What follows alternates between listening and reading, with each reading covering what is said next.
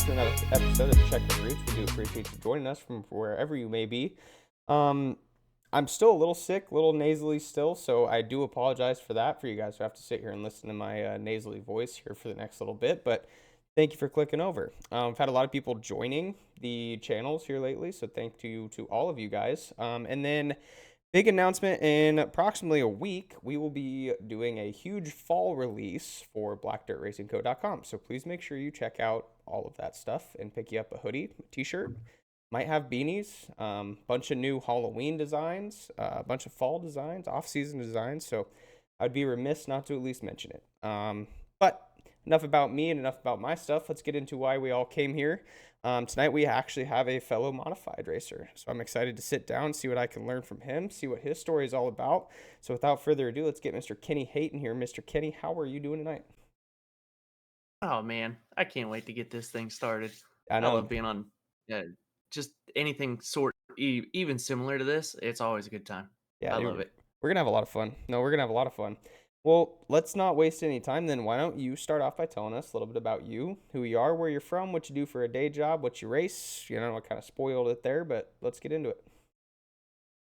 So originally, I'm from Pennsylvania. I was born and raised there. Right now, I'm living in Louisiana in the process of moving. Hence the totes behind us. We're going to be relocating to South Texas. Right now, I'm a tow truck operator and looking at maybe even going back into the Air Force. But I spent a handful of years in Pennsylvania running pure stocks up there. So your typical G bodies, I mean, depending on where you're at, they're all hobby stock, factory stock, pure stock, street stock. Uh, Moved out of Pennsylvania when I enlisted and went up to Alaska and I ran an A mod up there for a half a season. And that was, man, that was a blast. Like I had a really good time up there. Had a really badass crew. Uh, Moved down to Louisiana, ran a crate late for half a year, and then now I've got a USRAB mod. You've wore a lot of hats in this racing deal then, right? So it's always Yeah, been couple. dirt though, right? hmm Yeah, Perfect. always been dirt. Never. I honestly don't think I've ever been to an asphalt track. I know Pennsylvania had Jennerstown that wasn't too far off, and then Alaska has one down in. I want to say it's down in the Anchorage region. Drove by it, but I don't think I ever actually got to see anything racing there. And down here in Louisiana, I think there's one or two that still run, but I'm not 100% sure on them. There's something that's always pretty interesting to me, right? So I'm getting into racing as a whole. So no experience Mhm. going into it, no biases. I mean, I guess my bias would be asphalt because I grew up as a NASCAR fan. So that was Yeah. really why my bias was asphalt. But being in Missouri, and I've said it a couple times, there's like 9 different dirt tracks within like 2 hours of my house. So dirt racing it is, right? And I have Yeah. fallen absolutely head over heels in love with it. But something that's really interesting to me, so me coming in with no experience, you have raced Mhm. a ton of different styles of cars. Is there a specific car that taught you more than a different kind of car? Because it seems to me late models are like where everybody tries to get to. Maybe not like the crate late models, more like the pros and the all that stuff. But is there the late models are Yeah. the peak, the stock cars. Everybody likes the stock cars, and then modifieds kind of are in the world of their own. But is there something that taught you more with the different chassis style? Uh, yes and no. The pure stock kind of got me started into all of it, but I mean, they're all their own different beast entirely. The pure stock when I was racing in Pennsylvania, the track we had in what we were running for engine, transmission, rear end, and all that. I didn't really have to use the brakes at all. Like I was never on the brakes in my car. I had a few people that were. They would drag the brake or they would spike the brake to set the car in.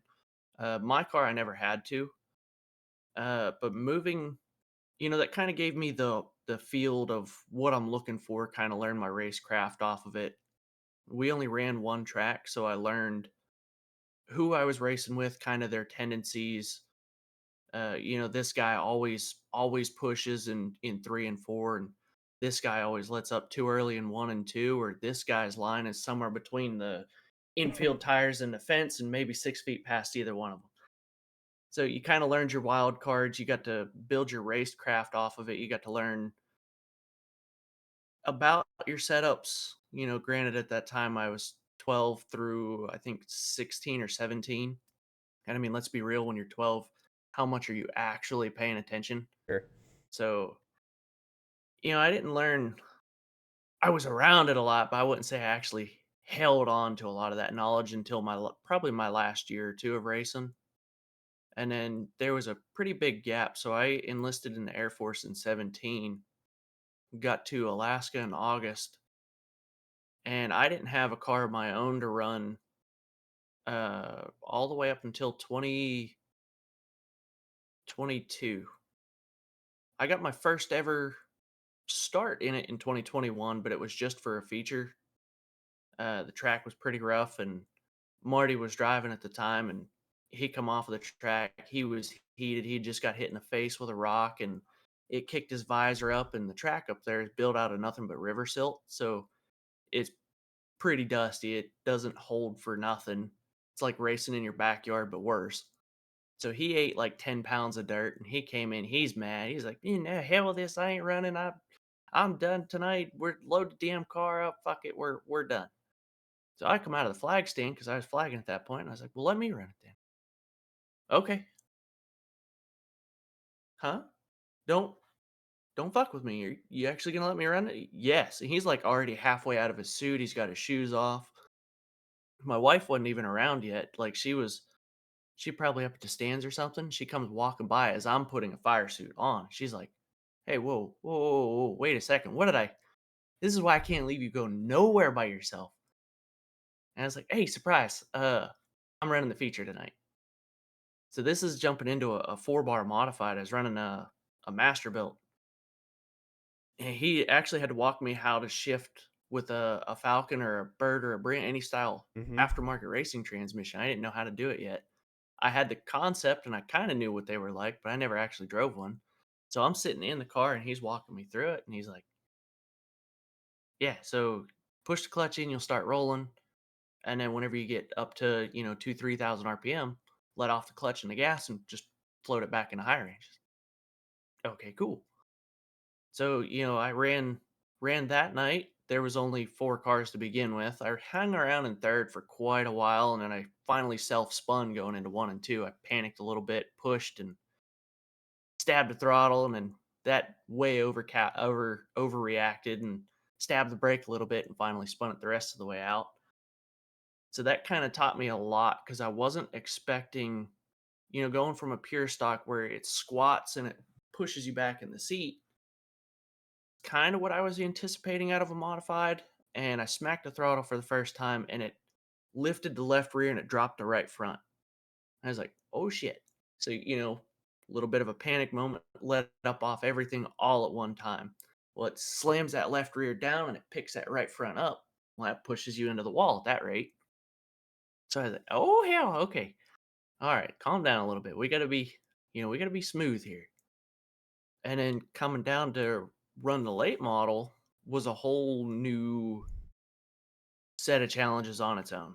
I learned in the modified, the harder you run into a corner, the more you now have to learn how to brake and slow some of that speed down so you're not just scrubbing it.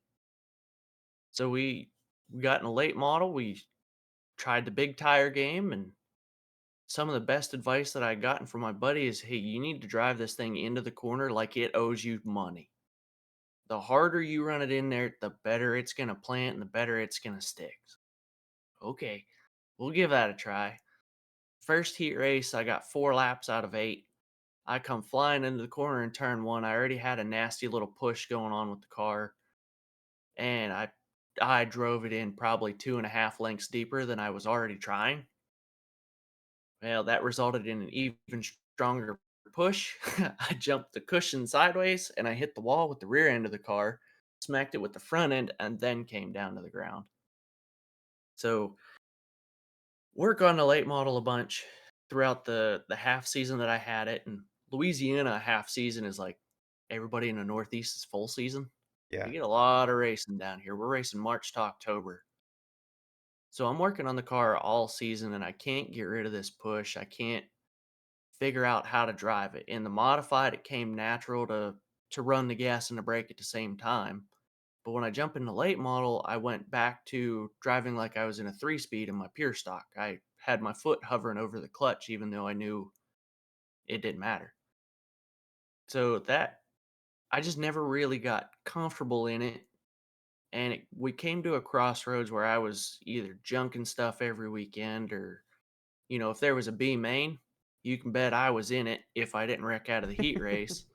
And if I'm in that B main, I definitely wasn't transferring to the feature. So work on the car and work on the car, come to the crossroads, and I'm so damn frustrated at this point. I've never had this bad of luck with a car. I've never driven the big tire deal. I don't know what the hell's going on. There's so much you can adjust back there. I'm confused, pissed, irritated the whole shooting match.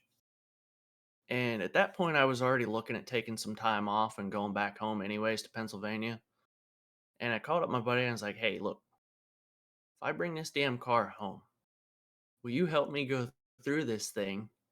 And top to bottom, we'll redo everything. We'll rescale it and put it on the track up there." He's like, "Yeah, yeah, I'll help you. We'll see what we can do." So me and my wife, she was 5, 6 months pregnant at the time. We made the drive from Louisiana back up to Pennsylvania with the race car in tow. We pulled in on like a Tuesday, slept a little bit, and then straight to it. Tuesday, Wednesday, Thursday. It's all we did was work on the car, and I don't think we left anything the same. We changed whole right front, left front assemblies. We changed every 4 bar in the back length. We changed angles. We changed whole locations, chassis and rear end side. We changed J bars. I think the only thing, hey, hell, we even moved the battery box. I think the only thing that didn't change was the fifth coil spring and shock combination. Even its location moved, but I think it's the only thing that stayed the same. And the car was significantly better, but it still wasn't quite there. And of course, I'm running a 604 crate against 358 late models up there. So I'm already in the back anyways, but whatever, we're trying something new. And after the first night of racing, I was like, man, really missed being home. Really missed racing this track. It had always been my dream to come back to Marion Center and run a late model instead of just a pure stock, which I love my pure stock to death. I'll always will, but it was a dream to be in a late model there. I looked at the wife and we talked about it for like all of 15 seconds. I was like, "Hey, do you want to extend our leave another week? We'll get one more night of racing." And she's like, "Yeah, yeah, we could do that. That's cool." So we did. We stayed another week. We worked with the car. We changed some tires around, and we ran another week up there and picked up some little bit more speed. Still had plenty to go. And then we brought it back down to Louisiana. Well, two totally different track surfaces. I had way better turn in. I lost all forward drive. All of it was completely gone. Coming off the corners, I just couldn't go. So we fought it for the last handful of races through the season. Come to find out, naturally, right after the season ends, instead of my car, because it was a PPM chassis, we thought it was like the poor man's Rocket Blue Gray. It wasn't. We put all blue gray geometries into it. It wasn't. We found out it was a Masterbuilt Smackdown. Everything was off by at least 2 holes and like a half inch. And in the late model realm, that's That's a they're lot. starting to get with some pretty, yeah, it's a lot. It's wholesale adjustments. Like Yeah. when you're having a bad night, you're moving 2 and 3 holes. I Yeah. started off 2 and 3 holes. So yeah, they all kind of taught me a lot. Yeah, absolutely. It's Well, anybody who's watching on YouTube and like watching the video, you'll notice that there is now a different camera setting here. Well, the audio, as I'm sure maybe some people noticed, wasn't matching up right, so we had to make some changes. But anyways, we're gonna get right back into this. So I did want to go back. I wrote a lot down in there, but I wanted to go back to Mhm. you talking about the first time you drove the modified, and you noticed that, if you got out of the gas completely, it would upset the balance and it'd want to pull you to the wall. So in the hot laps that I did do in a modified, that's what, and I didn't understand this at the time because I had no expectations going into it and I thought it would just stay straight. Well, Right. it hindered me to the point of where I never opened it up wide open. And what I know now is that was hurting me more than that was helping me because I would get to the corner. And when I know, okay, so I do like iRacing, right? And I had done very little Mhm. iRacing stuff. But even then, I didn't understand this. So when I would get to the corner and lift, just like I normally would in an asphalt car, where you lift and you kind of coast into it, I didn't realize that that was just upsetting the balance completely. And then I would never get the car fully set back in to the right rear. So then anytime I try to gas up off the corner, it'd want to jerk me right into the fence. So it makes me feel good to know that I'm not the only one who had to have that harsh realization. Luckily, mine was not in a race and mine was in hot laps because I was riding around like 3/4 throttle. So it was super interesting for me to hear about that. But then even hearing how much different? Obviously, I've never driven a late model, but I've always been curious because in iRacing, late models are hard to drive. I mean, they're hard to drive. Y And so I've always Yeah. been kind of curious. And it sounds like you're having the same struggles that I have in my damn sim racing stuff in real life. So that's kind of really interesting. But hearing all the different ways and shapes and forms that you can learn in this, and I think that's part of the beauty about dirt, right? Is no two Oh, laps are yeah. gonna be the same. Like no No. two laps are the same. You could go into turn one and the bottom is where it's at. By the time every other car makes around there, it might have moved up a groove, or the bottom could be completely slick, and now you got to figure out how to round the high line. And I think that's the beautiful part of dirt racing. Yeah. Like you said, every single lap, every single corner is different. You're never gonna have no 2 nights that are same. You know cloud cover is gonna change one thing, because it's 87 degrees this weekend and 84 degrees the next. That's gonna change up the whole dynamic. I mean, it's ever, ever, ever changing. The other cool thing about it is no matter what, it doesn't matter what level you're at. Like you and I, we're going to learn a lot and it's going to be like drinking from a fire hose. Even when you make it to, World of Outlaws and Lucas Oil, they're still learning shit too. Mm-hmm. Like they never stop improving either. What they run in the springtime at Volusia is going to be way different than what they run springtime next year. It evolves every race, and sometimes that one night you find just that one thing and it clicks and everything else falls into line. And then you go on a Bobby Pierce streak, you go on a Davenport streak, you go on a Ricky Thornton streak, just race after race after race until everybody else figures it out. And even what they figure out might not have been the same thing, but But had the same yeah, effect in a better yeah, way. they found something. Yeah, they found something. But I think Yeah. that's also the great thing about dirt racing is, so don't get me wrong, once you get into B mods, it's a lot different. So I'm racing economy mods, sport mods, whatever they might be called around you. But Yeah. it comes down to the man in the box, right? It's a lot of Yeah. it, you're handcuffed on a lot of stuff, which it appeals to me, especially as a first time racer, because okay, so it comes down to Yeah. the man in the box. So now I know that what I'm putting out there should be competitive if I put somebody experienced Hmm. in there. So now I have something to gauge off of, and it's not just me in my own head of, oh, I got to just spend more money and then I'll be faster.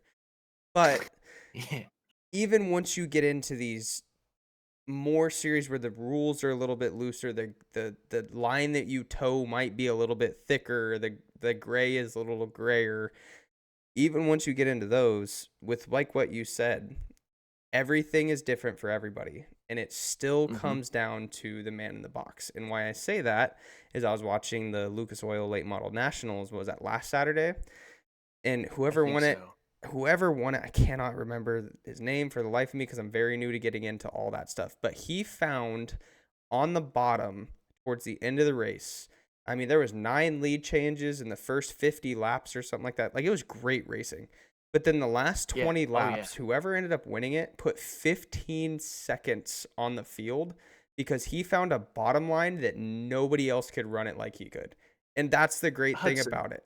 Yes, exactly. Hudson O'Neal. Hudson O'Neal. Yeah, He yeah, yeah, flipped yeah. it into the fence the night before, pulled the backup Yep. car out, and then put 15 seconds on the field because his car would stick on the berm at Knoxville.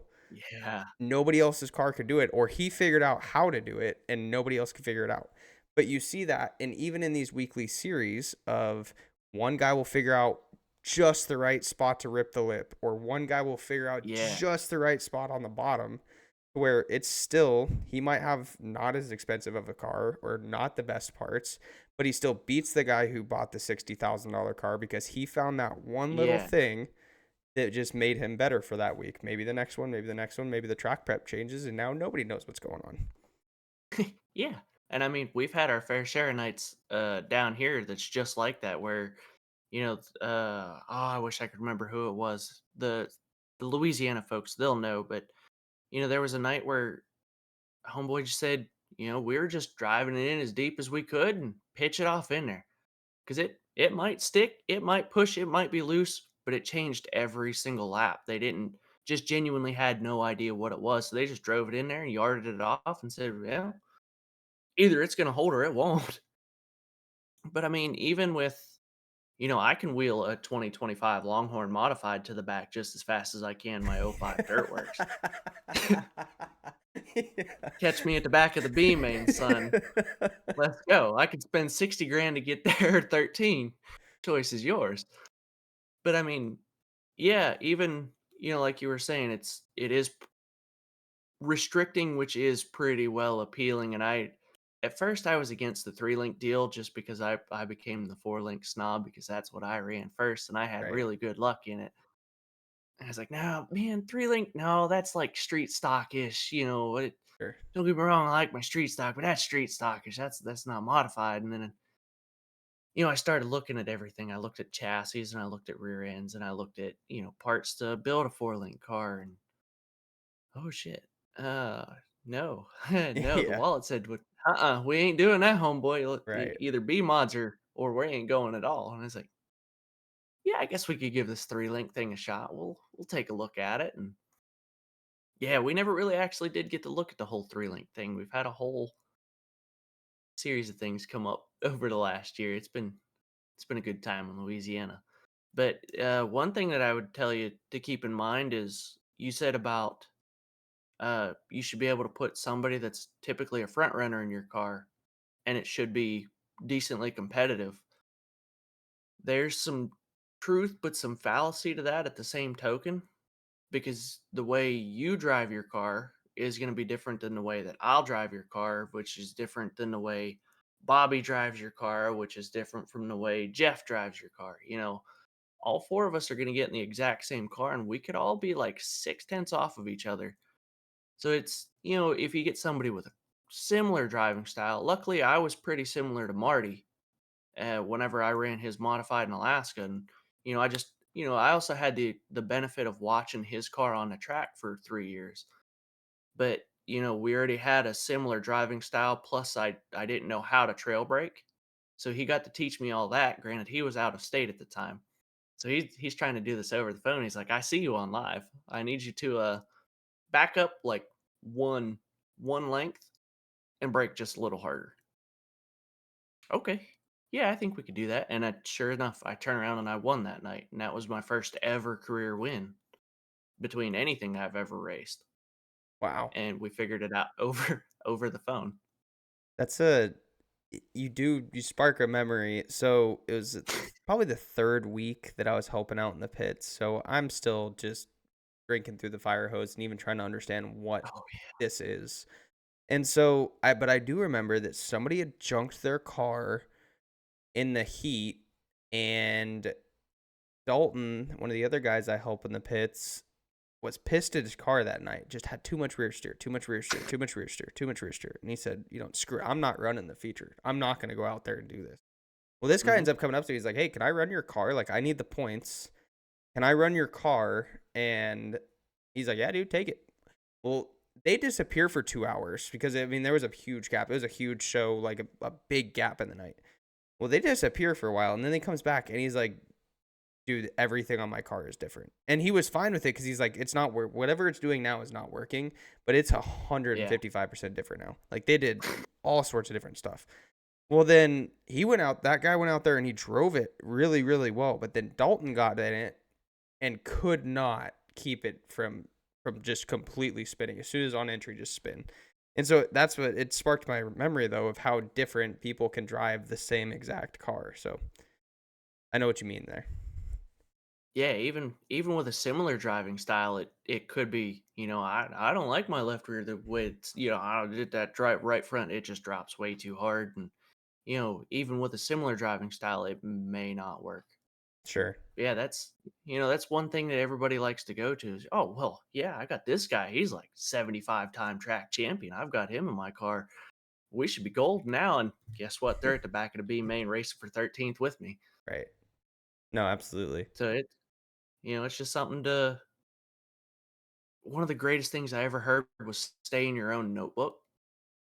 When you take your own notes, that's for you. Like, just because you change 50 pound to left rear spring, it, that's what does something for you. What do you feel that it's doing? We can give you a general idea, but what did you feel when you drove it? That's a good. That was probably one of the smartest things I've ever heard. I really like that. I'm gonna like I always tell everybody, I get a lot out of these, and I might not take everything from just Kenny's story, or I might not take everything from Justin Door's story from last week. But I'll always take little tidbits because everybody has a really Yeah. unique perspective. But stay in your own notebook. I think that's a fantastic idea. Nothing wrong with getting input, but don't let someone else's gospel become your gospel because it might be your Yeah. biggest hindrance. That's a really Yeah. good saying. I like that. Yeah, I was a big fan of that.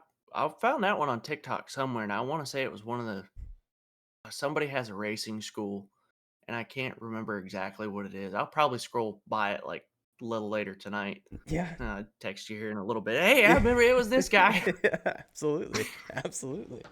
Um, you also said something that I liked, earlier about going through the car, taking it when you took it Mhm. up and went on leave and you took it up, going through it, and it's on the late model, and you guys took everything apart, reassembled everything, and all that stuff.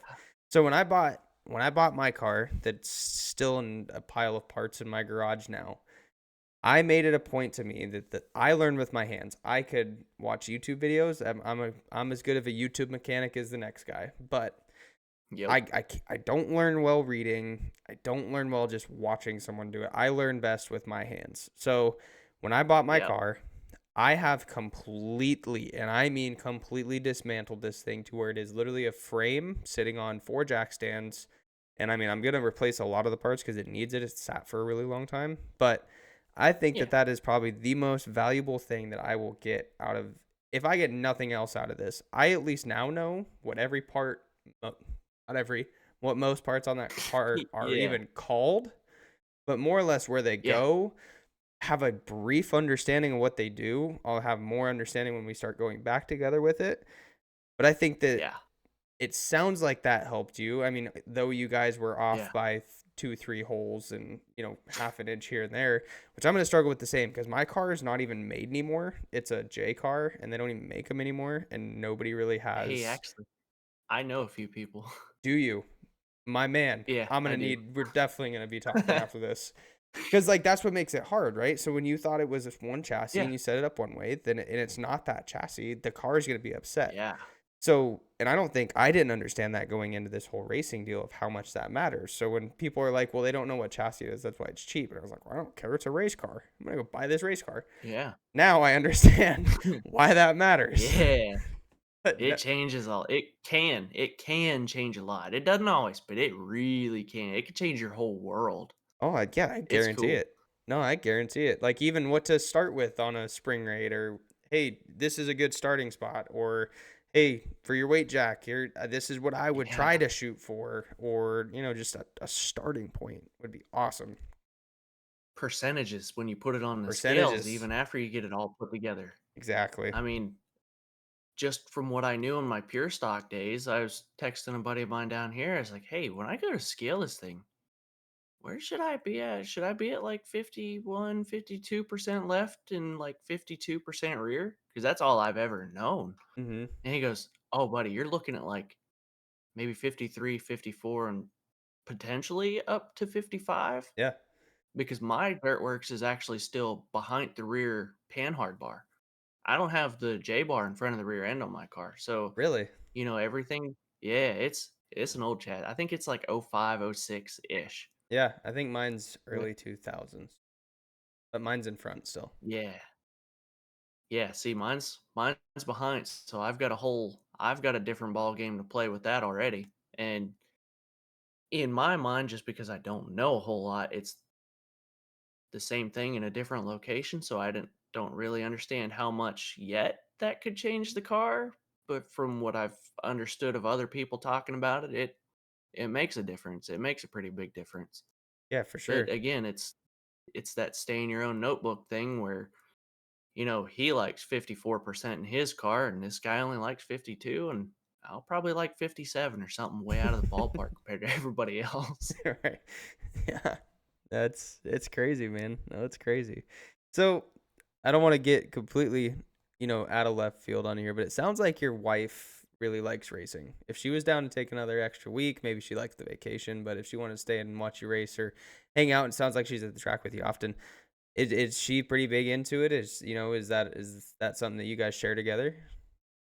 She is now. I actually took her to her first dirt track races because she is actually still active duty Air Force. We met in Alaska when I came back from my deployment, and I had taken her to her first dirt track race. Well, in Alaska, we've got A mods, 360 wing sprint cars, and two classes of stock cars. They got one up there, A stock and sportsman, which the best way I can think to describe them is one's almost pretty well street stockish, while the other one is like, your budget, the Like the hobby stocks kind of? South. Yeah, yeah. They're still on DOT tires and the Mhm. whole nine yards. And then they've got rear wheel drive mini stocks up there. Rear wheel And drive. yeah, yeah, yeah. Pintos, Mustangs, Heck yeah. Toyota Celicas. Yeah, dude, That's it's awesome. badass. And her going to the track the first time, naturally, she fell in love with the most oddball thing. She loved the sprint cars. Yeah. I was like, "Yeah, I don't know if we can keep this one. We might have to. Yeah. We ain't doing no sprint cars over here." But no, I kept her. We kept going to the track, and she's like, "Oh, damn, that was so fucking cool. Let's go. Get when do they race over here at Fridays? Yeah, yeah, let's go. It's cheap to get in. It's good entertainment. I know you. This is what you said you used to do." And I was like, "Yeah, yeah, it's a blast. Like I'm third generation at it, so I'm stuck to this. It ain't going nowhere." You gotta get her in a car, dude. And we did. We actually Okay. put her in the Pinto up there. So in 22, when I was running the modified for Marty, she got to jump in Jerry's Pinto. And Jerry was a bigger dude, and she's, I mean, just itty bitty. We had like 6 pillows and 14 towels and all kind of stuffed in the seat just to get her even close enough and, so she can actually see something. That was pretty entertaining on its own. And it wasn't until after the fact that I realized she was wearing my old helmet that I wore my first night in a car. She's wearing my old fire suit, top and bottom. She is wearing the set of gloves that I was wearing that night, and they were pretty similar to what I started in. The only thing that was different was her shoes. But otherwise, like she's got my neck brace, and I didn't have a receiver when I first started. We were still going off of the official in the infield, like he's patting his butt cheeks to tell you to go to the rear. He's telling you pointing at this guy and he's saying you up two kind of deal. So yeah, she got to start with a receiver where I had to learn it. But yeah, we put her in the Pinto, and I've seen this woman drive. I've seen 126 in her Equinox. When she got on the dirt track where the car is meant to go racing, we're doing like 35. Yeah, yep. So, I did the natural thing, had to pick on her a little bit. She thought it was just so easy. So you're just turning left. I said, "Oh, you couldn't. What's wrong? Couldn't find third gear? Had to stay in second." She goes, "No, I found third." But she also got out of the car and she looked at me. She's like, "Fuck you." And I was like, "Why?" She goes, that was a lot more fun than I thought it was gonna be. Yeah, oh yeah, dude. It's addicting. Get bit with that bug once and you're in trouble. I've got a picture of her almost from the flag stand perspective, shooting down, coming out of turn 4, and if you zoom in enough, you can see her smiling right through the helmet, Oh, dude. I guarantee it. Like, she was in there having such a good time, and, the night that she drove was the night that I actually got to do, uh it was our championship night. We had I was coming up through the points because the car had been off or broken. My buddy was leading the points, and he said his engine was in the midst of making oil pan milkshakes. So we had something big wrong with the engine. We just didn't know. He just needed to limp it by and take the championship. And at the beginning of the night, I was like, "Hey, what do you need to do to win this damn championship?" He's like, "Buddy, I just need to start heat race number one." Because up there with such a few car count, we all classes run two heat races, meaning we've only got 6 cars, so they're not gonna split us up into 2 fields of 3. We get 2 rounds of heat races. They'll just invert the start from the 1st to the 2nd, average it up, and that's what sets our feature field. So he goes out for heat race 1, he makes his 1 lap, they announce him as the champion, and I had won the 1st heat. I come back in, "Hey, are you sure, like, mathematically, you're gonna win this championship 100%?" He goes, "Yes, buddy. Go out. I need just go racing." I was like, "Well, I don't wanna be an asshole and, like, snake this championship out from underneath you. Like, you could run the car, do what you need to do so you can take the championship. I'm just a seat filler." He goes, "No, get in the damn car and go race." I said, "Well, I'm not saying it's gonna happen, but even if I win both heats and the feature, you're gonna win this championship, right?" And he goes, "Buddy, go." "Okay, cool." So we jump in, we go around heat 2, and I ended up winning that one too. Come back into the pits, and I was like, "Chris, are you sure you're gonna win this damn championship? Because it's getting tight here. Are you sure?" He goes, "Win that damn thing." Hi, Captain.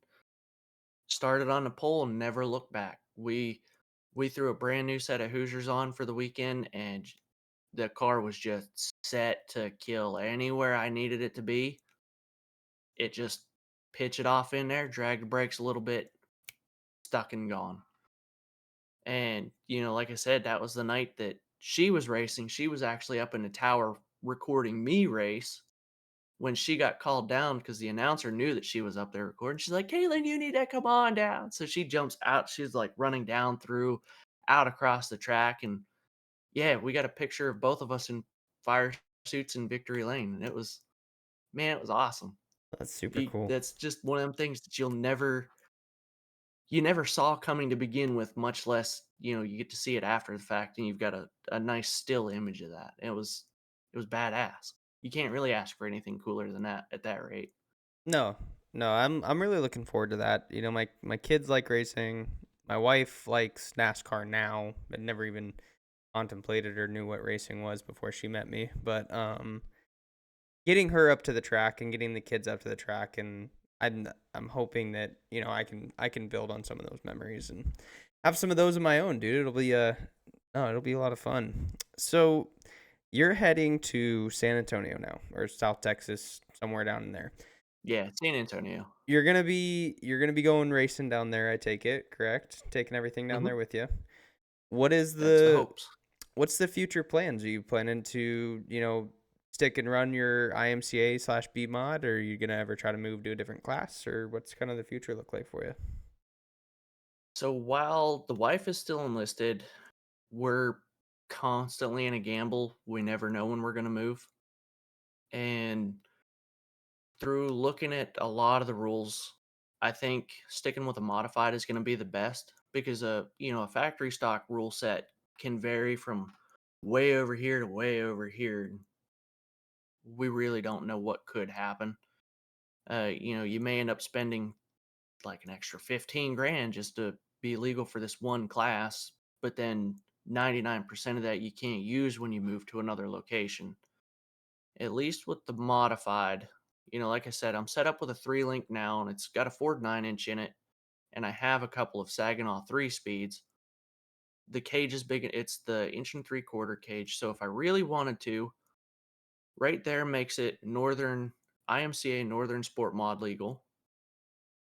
Uh, when I put, a quick change in it and my Falcon transmission back in it and the engine package that I've got, I'm now USRA, Power Eye, and Wasota B mod legal. And then if I put 4 link bird cages underneath it and, the adjustable pole bar to come up, I can now be IMCA A modified competitive. And I think, it's just the most versatile way. And then, of course, with each sanction, you're looking at a tire change, you're looking at, maybe an intake and carburetor change, and then just miscellaneous small stuff here and there. So I think that's going to be the way to keep it, is just stick with a modified and kind of see what happens from there. Who knows? Maybe we get to go play with USMTS at some point. There you go. I mean, one can only dream. Right. Yeah, absolutely. What's the end game, end goal? I know that, and that's such a loaded question with racing, because it's like, man, I just want to do it as long as I can, as long as I'm able. But like, Yeah. I think everybody has to have dreams and aspirations in anything they do, because that's what motivates them. So what's some of your dreams and aspirations when it comes to racing? In a perfect world, if I can really get to it, I would love to travel with USMTS. And I mean, hell, like you said, who wouldn't want to get in a late model at some point or another? Uh, if I could, I would be pretty fulfilled if I could just make at least one championship run. Not even necessarily for the championship, just to kind of see how I stack up with the guys in USMTS, or USRA, the ARM series. They have a pretty stout field of modifieds to tour with, and I want to say that's region. It may also be a national points thing too, just on its own different scale. So USMTS is obviously the most recognizable, and that's kind of what I would love to chase for. But if I end up with just USRA, or if I end up down here in Texas, I'll have to run Stims, the South Texas IMCA modified series. Smaller deal, but you know you're still hitting different tracks every week. You're still learning just slews of stuff. So I mean, yeah, just do it as long as I can. If I if the day comes where I'm not happy with it, then I'll sell out of it. But as long as I'm happy with it, I'm just gonna keep on keeping on, whether it's at one track or a touring series. Yeah, no, I love that, dude. No, I love that. I'll be rooting you on from here in Kansas City, and hopefully you did. Hopefully see you get there, dude. I think that'd be awesome, man. I think everybody has to Hell have, yeah. like I said, everybody has to have something to be aiming for, to try to achieve. It's what motivates us as people. Yeah. You have to have goals. So I think that's super cool, though. I think that touring, seeing the different tracks each week, it would be a lot of fun, because I could definitely see the redundancy in racing the same track every single week. And against, Yeah. racing against the same people, there's a lot of benefit to that. But racing against the same people at different tracks, I think that there'd be a lot of camaraderie, a lot of fun to that. And, I mean, hell, Yeah, if you get to without a say you're doubt. a touring race car driver, who wouldn't want to say that? Right? Oh Yeah. yeah, I was just done traveling with these guys. I've hit more states than my wife while she was in the military, and you're like, Yeah, right. "Huh, what? Right. Yeah, yeah, man, I've been to like 48 of these states." Right. Oh, that's awesome, man. Well, dude, that kind of wraps up my questions, but something I like to do is kind of open the floor to you at the end of this, and anything that hasn't come up naturally, or whether it's sponsorships or merchandise or really anything. I mean, anything's open to be on the table, but I like to open the table to you to, kind of let you get out anything that you'd like. So, Mr. Kenny, the floor is yours. Yeah, I mean, man, keep grinding at it. The racing thing, it's something that people don't tell you. Everybody's gonna tell you it's fun. Yeah, it's expensive. You figure that out. But the one thing that nobody really tells you is it's taxing. Like, it's gonna kick your ass all the way up the street, and back down it and probably twice more. You'll have better times where, you know, you'll feel better beating your head against a concrete wall. That comes frequently, but you're the nights where everything just hits together, it tops all the bullshit and all the pissing and whining and moaning that you done all week. It trumps that feeling, and there's nothing quite like it. But, uh, I've like I said, I'm third generation at it. My grandfather helped build Marion Center in Pennsylvania, and then dad ran I think grandpa ran 18-ish years, give or take, plus or minus a few, and I've actually got a couple pictures of some of his cars from back in the day. Dad ran there for a couple of years, and then, I got 4 years up there, and even just seeing the track from the owners that was there when I ran versus now is it's 2 different tracks. So, I got to experience a lot with it, and it's fun, and it's good. It's the most fun, frustrating thing you're gonna do. Other than being a dad, let's be real, it stresses you out. It's a lot. You learn a lot about yourself becoming a dad. I've got a almost 2-year-old now, and I've learned a lot about myself. You're gonna learn to grow, and sometimes you won't even learn it until after the fact. You're like, "Hey, man, 2 years ago, I'd have acted this way, or I would have said that, or I definitely wouldn't have said nothing about that 2 years ago." And it's the same way in racing, man. It catches up to you, and you're like, "Oh, wow. Well, I have." Once you look back at where you started to where you are, it's a lot. Yeah, It's it's some of the most fun things ever. people might jump on me for saying this, and I apologize. But, I think that me buying this race car and me being so dead set that this is what I'm going to do has almost made me a better dad. Let me just elaborate a little bit. Yeah, for This sure. this car has been by far the most frustrating thing, the most time consuming thing that I've done outside of being a dad and having a full-time job and everything like Mhm, that.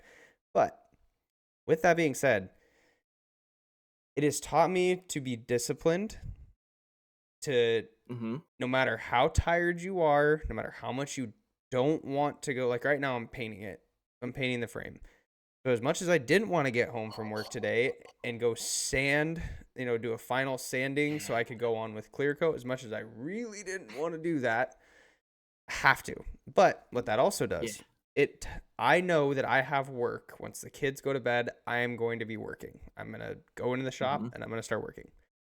So when I get home from work and I'm exhausted, I already know that I have enough energy for that later tonight. It gives me more energy to want to do something with my kids because I already know it's not like I'm looking forward to bedtime because fuck, dude, bedtime could be 1 a.m. Whenever we're going to bed, we're Yeah. going to bed. We're all tired. It is Yeah, what it when is. But when it's shit's done, then we'll go. yeah, then we'll go to bed. So, and the kids love the fact that they like to say daddy's a race car driver, which I tell them, well, not Yeah. yet, not yet. We'll get there. But they love the fact of that. Or my daughter is just so infatuated with it. She's 3.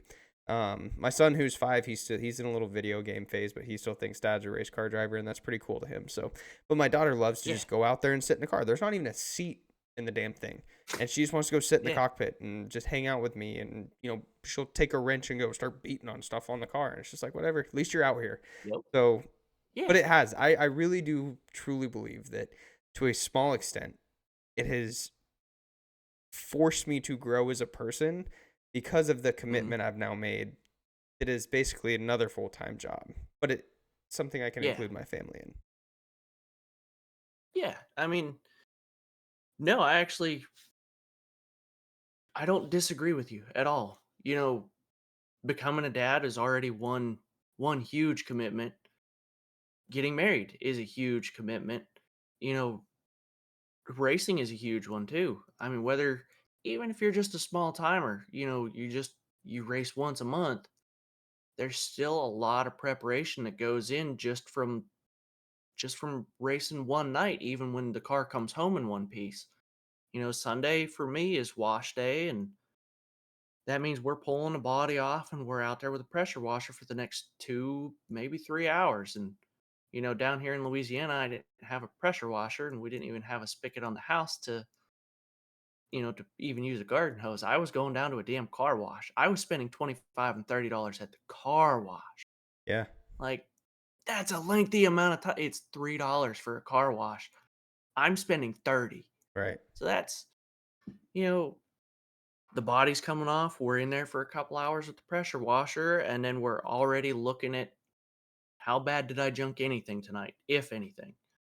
We're looking at bushings. We're looking, making sure everything's tight again. You've still got grease and oil changes, and the whole works. Tire prep, if you can, tire prep. That's a whole that's a whole day on its own just to do tire prep and wrap. Like, Hmm. that's a pain in the ass. So no, I really don't disagree with you. You've already had a pretty. I just kind of lost my train of thought on it, but you already had one thing going with being a dad and a husband. Now the racing has just taught you a different aspect of it. You Yeah. got to see it from a whole different viewpoint, and then you just built yourself up from what you could see where you may have been lacking before, or you found where you were super strong, and now that's carrying over into the racing and only bringing up your racing program that much more. Sure. So no, I actually agree with that. I wouldn't call that too much of a hot take at all. Well, Maybe we're both gonna get our the asses grilled. I don't well, know. also think of this. This thought just popped in my head. Okay, so I have two kids, but when you have your first kid, and this is the best way I can describe it in my own words, so bear with me here. When I had my first kid, I was drinking through a fire hose, just trying to figure out how do I change a diaper. What do I do? Now I have this tiny human who depends on me. How do I do this? I'm exhausted. I'm frustrated. I'm I'm happy, excited. Like, I'm feeling every emotion you can feel in the world right now while I'm trying to figure Yeah, out what the hell I'm doing. I bought a race car.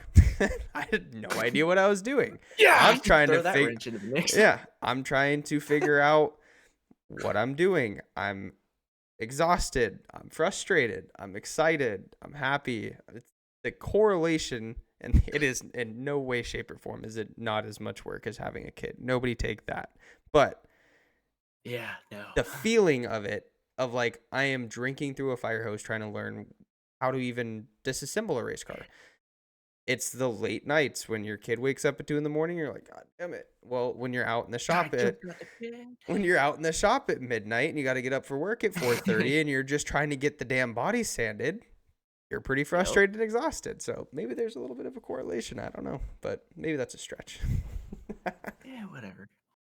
It No, just dude, it's it's in the fine print. We just didn't realize that's what we were accepting when we did it. exactly right. No, exactly right. Well, man, it's truly, it's been a fantastic time sitting down with you, and I to be able to talk to another modified driver, and the trials and tribulations that you've gone through are similar ones to what I'm seeing and what I know I'm going to go through. So I have gotten a ton out of this, and I hope that I hope you enjoyed it as well. And thank you and your wife for your service. I mean, I can't, I don't know if I've said that yet, but I can't go without saying it, so I'll say it 2 more or 3 more times if I need to. But thank you guys for your service. I really appreciate it. But more, thank you for taking the time to sit down with me and kind of talk through everything.